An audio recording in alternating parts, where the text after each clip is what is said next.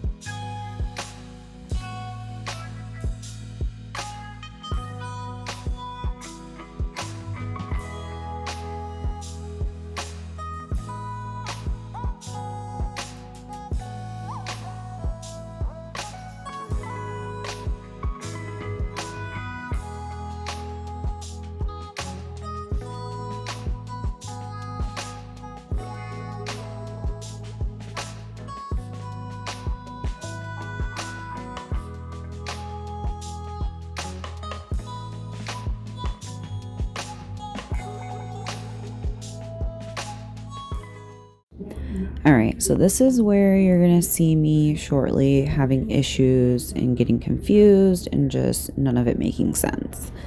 Once I start measuring it with my nail tip cutter and the magnets, I was very confused. I kept looking at it from different angles, from the bottom, from the top, measuring the fingers together, remeasuring it with the nail tip cutter, asking my client, just kind of trying to figure out what the best option was to do, because either way I went, it was saying one of them was off and it was a different nail that was off. It was weird. It was super fucking weird. Man, try not to cuss. All right, I'll do better next time. And yeah, so anyway, I just did the best I could and I figured it out and we moved on.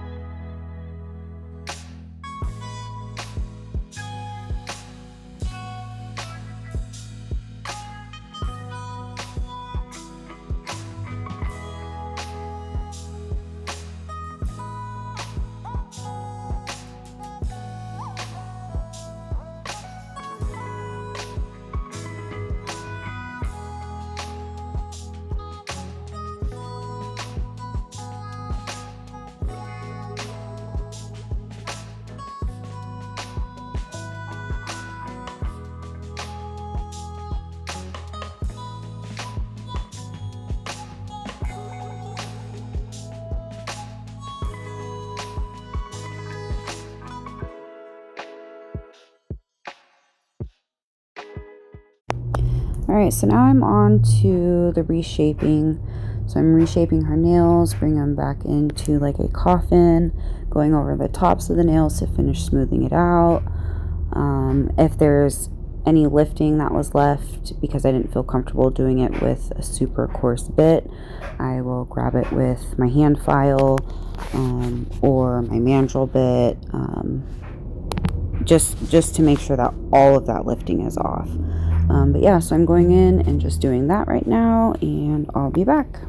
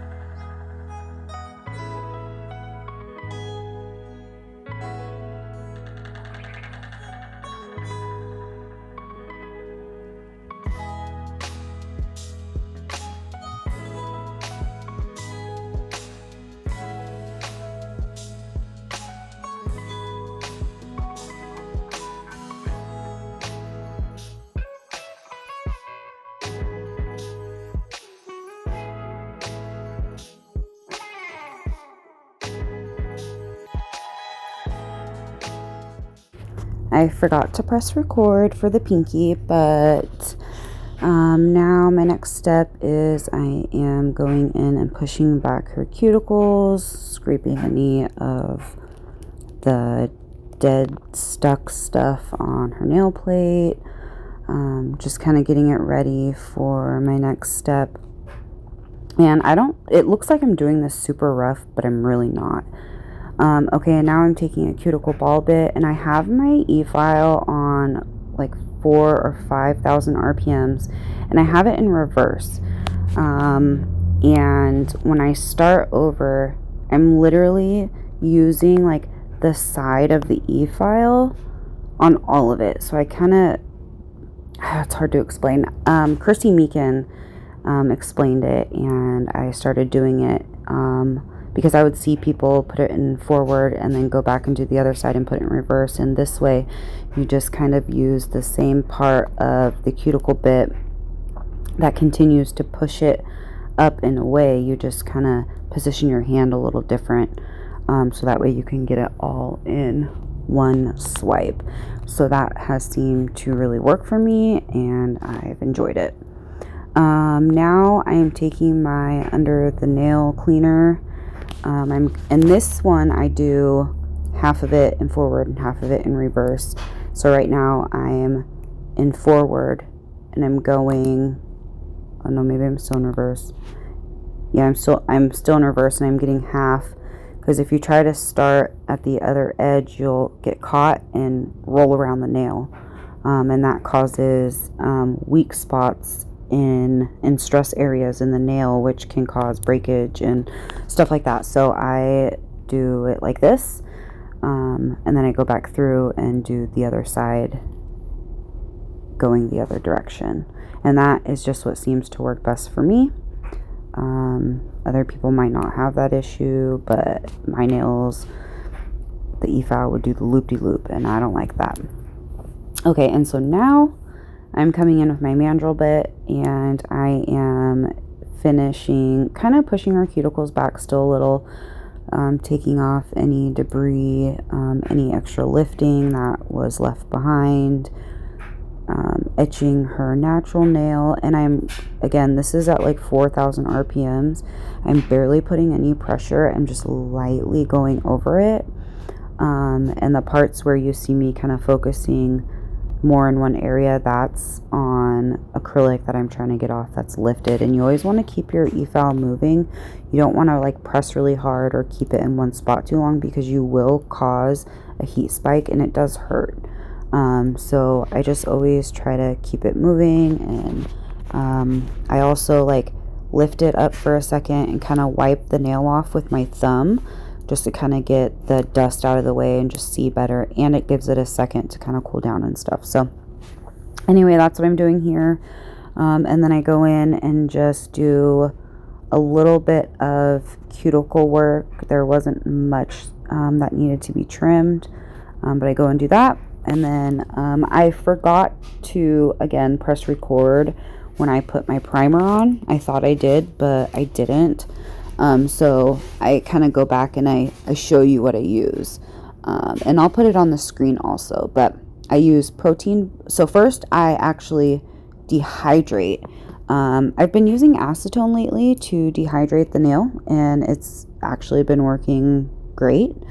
I go in with like a tiny little brush and put some acetone in my dappen dish, like a separate dappen dish, and then I go over it twice with acetone, and then I do protein bond, one coat, and then I go in with my no lift nail primer. It's an acid based primer, so you got to be careful not to get it on the skin, but I go in with that and do one coat, and then I'm ready for prep. And I tend to do one hand at a time, because a lot of times if I go and put the primer on the client's other hand that I'm not working on, majority of the time their hands are going to be in their pocket, they're going to be scratching their head, they're going to be on their phone, and that's going to defeat the purpose of prepping and priming the nail, and I would have to go back in and redo it. So I just do one hand at a time, and it just seems to work better that way for me. And that way when I get to the second hand, the primer is also more fresh and hasn't been sitting and stuff like that. So anyway,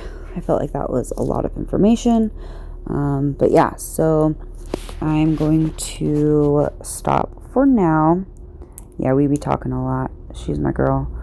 And I'm going to let you guys just enjoy this application, and I'll be back.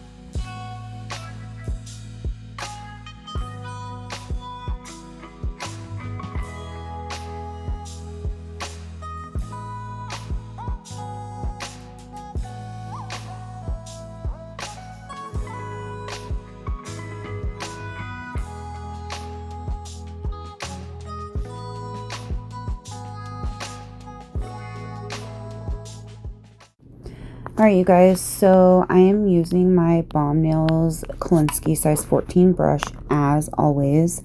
You can get it at shopbombnails.com and also use my girl Paige's discount code for 15% off. It will be up on the screen. Paige X Nails 15, nails with a Z, and you'll get 15% off. And that is a great discount. Like, it's huge. So anyway, I suggest that you go over there and save you some monies.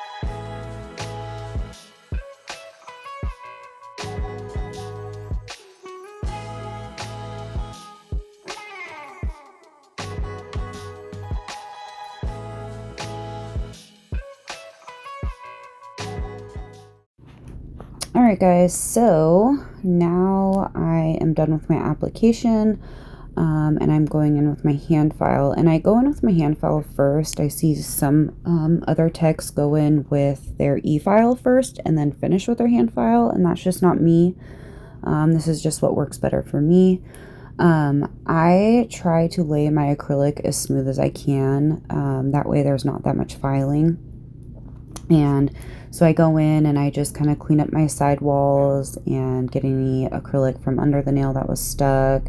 And just, you know, really get my shape where I want my shape to be and smooth over the top and just get it structured, get the nail structured how I want it and need it to be. Personally, I feel like I can get a better snatched nail shape with a hand file than I can an e-file. That's just me, and so I do a majority of my shaping and filing with my hand file, and then I do the rest, like the cuticles and stuff, with a bit.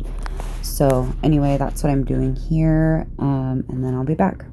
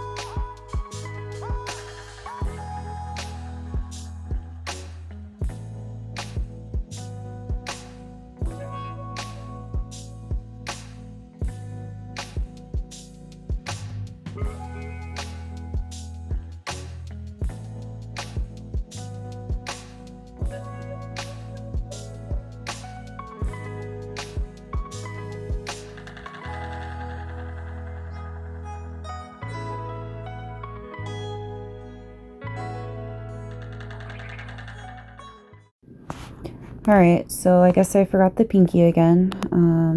Anyway, moving on. So I now am using my Melody Susie MR5 e-file, which is the best. I absolutely love it. It's cute and it works amazing. The vibration is just minimal in my hand and it's quiet.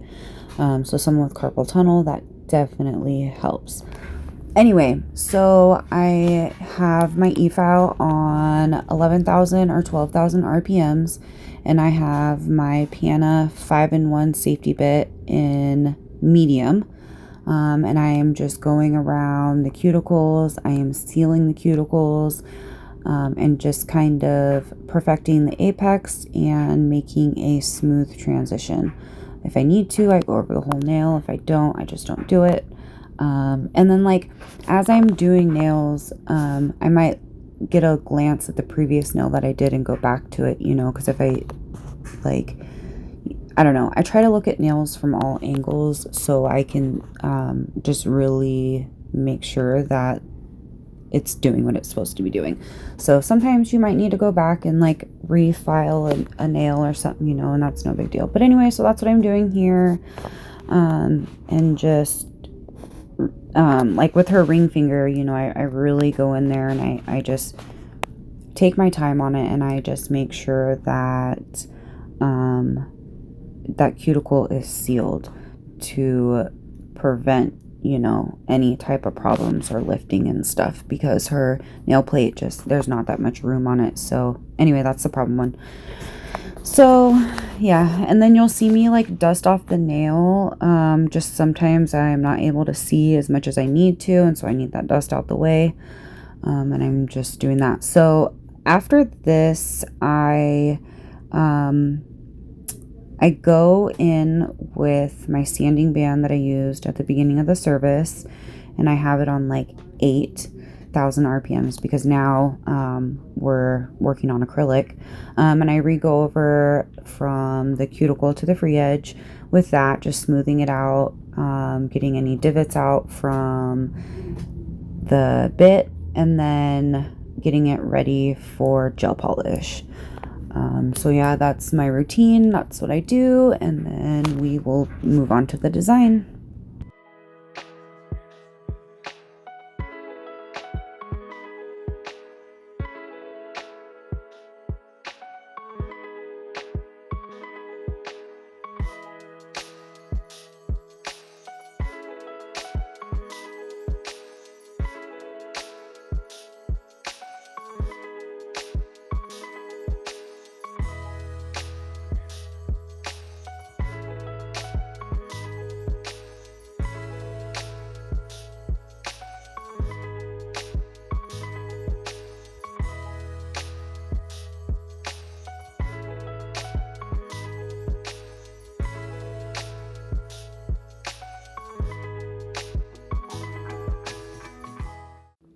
All right, well, I guess I cut out the mandrel part. I think it was just too repetitive.